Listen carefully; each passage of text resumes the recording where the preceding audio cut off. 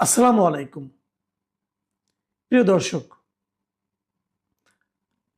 আমরা জানি যে আওয়ামী লীগের শাসন আমলে আওয়ামী লীগ যে ১৭ বছর দেশ শাসন করেছিল একটানা, সেই সময় তারা বিএনপির বিভিন্ন নেতাকর্মী এবং আরও অনেকের বিরুদ্ধে, বিরোধী দলীয় অনেকের বিরুদ্ধেই অনেক একের পর এক মিথ্যা মামলা দিয়েছে, রাজনৈতিক মামলা যেগুলোকে বলা হয় অথবা হয়রানিমূলক মামলা বলা হয়।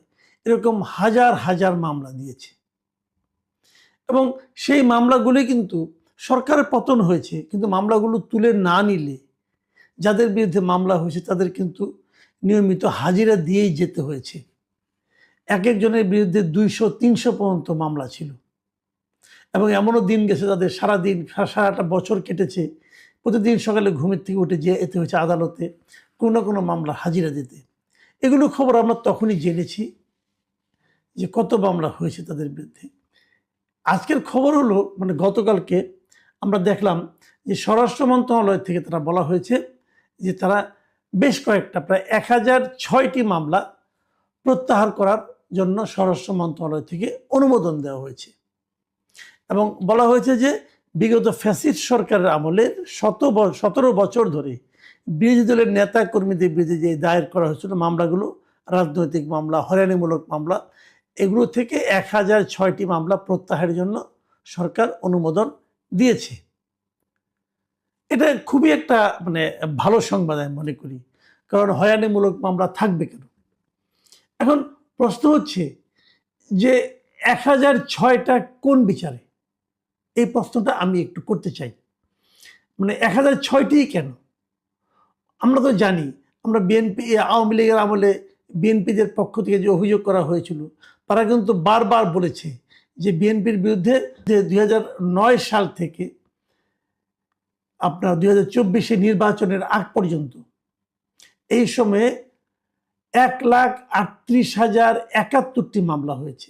এটা বিএনপির মামলার তথ্য ও সংরক্ষণ শাখা ছিল একটা, তাদের হিসাব অনুযায়ী বলা হয়েছিল ২০২৩-এর ২৫শে জুলাই পর্যন্ত। এই সময়ের মধ্যে বিএনপি এবং এর অঙ্গ সহযোগী সংগঠনের নেতাকর্মীর বিরুদ্ধে এরকম ১,৩৮,০৭১টি মামলা করা হয়েছিল এবং এসব মামলার মোট আসামির সংখ্যা ছিল ৪০ লাখের উপরে। এই হিসাবটা নিয়ে আবার অনেকে কনফিউশন তৈরি করার চেষ্টা করেছে, বাট হিসাবটা খুব সহজ। ধরুন একজন লোকের বিরুদ্ধে ৩০০ মামলা, তো সে কিন্তু ৪০ লাখ আসামির মধ্যে সে কিন্তু ৩০০ আসামি সে একাই, তো এরকম হয়। এবং এর মধ্যে কেবল ঢাকা মহানগরের মামলার সংখ্যা ছিল ১৭,৫৮৩টি, অনেক মামলা। তো যদি ঢাকা মহানগরেই ১৭,০০০ মামলা হয় এবং সারা দেশে ১,৩৮,০০০ হয়, তাহলে মাত্র ১০০৬টি মামলা আপনি প্রত্যাহার করতেছেন। এই ১০০৬টি আপনারা কিভাবে নির্বাচন করলেন? আশা করি আপনারা ঠিকভাবে নির্বাচন করেছেন, কিন্তু তারপরেও একটু শঙ্কা থেকে যায় নির্বাচন প্রক্রিয়াটা কি, এটা একটু জানা দরকার। মাত্র এই সরকার দায়িত্ব নিয়েছে মাত্র কয়েকদিন, এক সপ্তাহ এখনো হয়নি। এর মধ্যে ১০০৬টা আপনারা কিভাবে, কোন প্রক্রিয়ায় করলেন, এটা একটু জানা দরকার। এবং তারা কি সবাই বিএনপির? আওয়ামী লীগ আমলের মামলাগুলোতে বিএনপি ছাড়া জামাতের বিরুদ্ধে করা হয়েছে, অন্যান্য দলের বিরুদ্ধে করা হয়েছে, সেগুলো কি তুলে নেওয়া হয়েছে? ব্রেকআপটা কি? ব্রেকআপটা এখন আমরা জানি না। এটা জানার একটু কৌতূহল আমার থাকছে। আর তার পাশাপাশি আরেকটা কথা, এত মামলা তাহলে আপনারা কিভাবে প্রত্যাহার করবেন? প্রত্যাহারের কোনো পদ্ধতি আপনারা তৈরি করেছেন কিনা? আমরা কিন্তু আগেও দেখেছি যে 1-11 সরকারের আমলে ২০০৮ সাল পর্যন্ত যে মামলাগুলি হয়েছিল, ২০০৯ সালের প্রথমেই আওয়ামী লীগ দায়িত্ব নেওয়ার পর তারা কিন্তু দ্রুত বেগে বেশ কিছু মামলা প্রত্যাহার করেছে। এবং ইন্টারেস্টিংলি তারা যে মামলাগুলি প্রত্যাহার করেছে তার সবগুলোই ছিল আওয়ামী লীগের নেতাকর্মীর বিরুদ্ধে 1-11 সরকারের দায়ের করা মামলা। বিএনপির নেতাকর্মীদের বিরুদ্ধে যে মামলাগুলি করেছিল 1-11 সরকার, সেগুলো তারা প্রত্যাহার করেনি।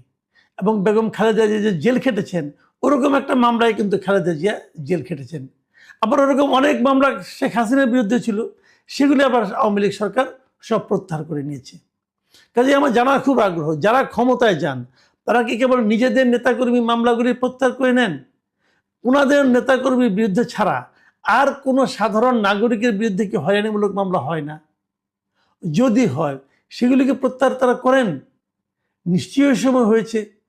যারা বিএনপি করতো তার বাইরে একটা সময় তো এরকম ছিল শেষ দিকে যে মামলা করার জন্য বিএনপির কোনো নেতাকর্মীকে আর খুঁজেই পাওয়া যেত না। তখন তো অন্যদের ধনাঢ্য ব্যবসায়ী ট্যাবসায়ী এরকম অনেকের বিরুদ্ধে মামলা হতো। সেই হয়রানিমূলক মামলাগুলি কি প্রত্যাহারের জন্য এই সরকারের কাছে বিবেচিত হবে? এই প্রশ্নটা থাকলো। কারণ আমরা বলতে চাই, এমনি আদালতে অনেক মামলা জট আছে, মামলা চললে উকিলদের লাভ হয়, আর তো কারো লাভ হয় না, মানুষের ভোগান্তি কিন্তু থেকেই যায়। তো এরকম হয়রানিমূলক মামলাগুলি যেন দ্রুত নির্ধারণ করা যায়, চিহ্নিত করা যায়, সেরকম একটা ব্যবস্থা করা দরকার। পাশাপাশি চিহ্নিত হলে পরে সেগুলো একটা আদেশের মাধ্যমে সবগুলো প্রত্যাহার করে নেওয়া উচিত। মানুষকে হয়রানি থেকে মুক্তি দেওয়া কিন্তু একটা গণমুখী সরকারের অন্যতম একটা দায়িত্ব। এখন আরেকটা প্রসঙ্গ একটু আসি। সেই প্রসঙ্গটা হলো, এই যে আওয়ামী লীগের শাসন আমল, তারপরে আওয়ামী লীগের সরকারের পতন ঘটল, তারপরে আসলো অন্তর্বর্তীকালীন সরকার ডক্টর ইউনূসের নেতৃত্বে। এই সরকার আসার পরেও কিন্তু আমরা মামলার জোয়ার দেখেছি, মানে বানের পানির মতো মামলা হতে থেকেছে, এবং এক একটা মামলায় 200-300 লোককে আহত করা হয়েছে। মিরপুরে একটা মামলার কথা আমরা জানি, একজন লোকে নাকি হত্যা প্রচেষ্টা, মানে ছড়রাগুলি লেগেছিল তার পায়ে, সেই অপরাধে 40 জন শিল্পী সাহিত্যিকের বিরুদ্ধে মামলা করা হয়েছিল, আর্টিস্টের বিরুদ্ধে মামলা করা হয়েছিল তো 40 জন মোট না, কিন্তু মোট আসামির সংখ্যা মানে 200-র মতো। তার মধ্যে শেখ হাসিনা আছে এবং আরও আছে। এবং তখন একটা অলিখিত নিয়ম ছিল যে যে মামলায় শেখ হাসিনাকে আসামি করা হবে, সেই মামলায় অন্য যত লোককে আসামি করা হবে তাদের কারো কোনো জামিন হতো না। এটা আমাদের আসিফ নজরুল সাহেবের উদ্ভাবন ছিল সম্ভবত, আমি বলতে পারবো না, বাট এরকম আমরা শুনেছি। কারো জামিন হয়নি, অনেকে পালিয়ে গেছে দেশ ছেড়ে। কি করবে? মামলায় ধরা খেয়ে, হত্যা মামলায় ধরা খেয়ে এবারে জেলে জীবন কাটাতে হবে? থাকিনি। এই সময় কি অনেক এরকম মামলা হয়নি?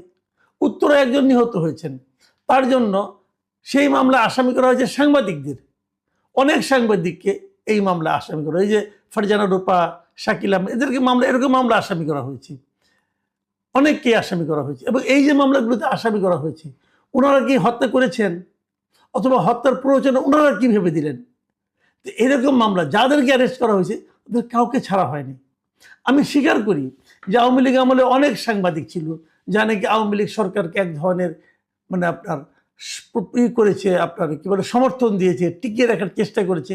এর জন্য একটা অপরাধ হতে পারে, যদি কোনো অপরাধ হয় সেই অপরাধে মামলা করেন, কিন্তু তাদের বিরুদ্ধে হত্যা মামলা দিয়ে আপনাদেরকে আটকে রাখা, এটা কি এক ধরনের হয়রানিমূলক মামলা নয়? এই মামলাগুলিকে প্রত্যাহার করা উচিত না? আবার ধরুন আনিস আলমগীর কথা ধরেন, আমাদের বন্ধু আনিস আলমগীর, সহকর্মী আনিস আলমগীর, মঞ্জুর আলম পান্না, ওনাদের বিরুদ্ধে, এরা তো সাংবাদিক, ওনাদের বিরুদ্ধে কি হয়েছে? সন্ত্রাস বিরোধী আইনে মামলা হয়েছে। মঞ্জুর আলম পান্না বাইরে বেরিয়ে এসেছেন, মামলা কিন্তু শেষ হয় নাই, উনি জামিনে বেরিয়ে এসেছেন, তার মানে ওনাকে যে কিন্তু কোর্টে হাজিরা দিতে হচ্ছে। এটা কি মিথ্যা মামলা নয়? এটা কি হয়রানিমূলক মামলা নয়? আনিস আলমগীর এখনো জেলে আছেন কেন? যেভাবে এই মামলাগুলি প্রত্যাহার করা হলো, আনিস আলমগীর এটা প্রত্যাহার করা যেত না? আনিস আলমগীর কোনো পলিটিক্যাল লোক? আনিস আলমগীরকে ডক্টর ইউনূস সরকার, আমি তো মনে করি ডক্টর ইউনূস নিজে ব্যক্তিগতভাবে তার প্রতি রোষান্বিত হয়ে তাকে হয়রানিমূলক মামলা আটকে জেলে ঢুকিয়ে দিয়েছেন, এটা আমার ধারণা। তো তার মামলাটা কেন থাকবে? তার মামলাটাকে প্রত্যাহার করা যেত না? এটা তো টাটকা মামলা নাকি? এখন পরে মামলা হয়েছে, পরে করবো, উনি তো জেলে আছেন, জেল থেকে বের করে দেন, তাও তো দিচ্ছেন না আপনারা। তাহলে আপনারা কিভাবে এক ধরনের বৈষম্যমূলক আচরণের থেকে বাইরে থাকতে পারলেন? আমার মনে পড়ে কয়েকদিন আগে প্রধানমন্ত্রী তারেক রহমান একটা কথা বলেছিলেন ওনার প্রথম ভাষণে জাতির উদ্দেশ্যে, যে যারা তাকে ভোট, তাদের এই সরকারটা হবে যারা তাদেরকে ভোট দিয়েছে, যারা তাদেরকে ভোট দেয় নাই, এবং যারা ভোট দিতেও যায় নাই, তাদের সবার সরকার। কিন্তু মামলা প্রত্যাহারের সময় তো কেবল বিএনপির নাম দাম, তো অন্য যারা আছে যাদের বিরুদ্ধে মামলা হয়েছে তাদের সরকার তো আপনি, তাদের মামলাগুলি প্রত্যাহার করছেন না কেন? আনিস আলমগীরকে মুক্তি দিচ্ছেন না কেন? পান্নার বিরুদ্ধে মামলা প্রত্যাহার করে নিচ্ছেন না কেন? আবু আলম শহীদ খানের কথা বলছি, হাফিজুর রহমান কার্জনের কথা বলছি, ওনাদের বিরুদ্ধে মামলাগুলি প্রত্যাহার করে নিচ্ছেন না কেন? ওনাদের কি অপরাধ ছিল?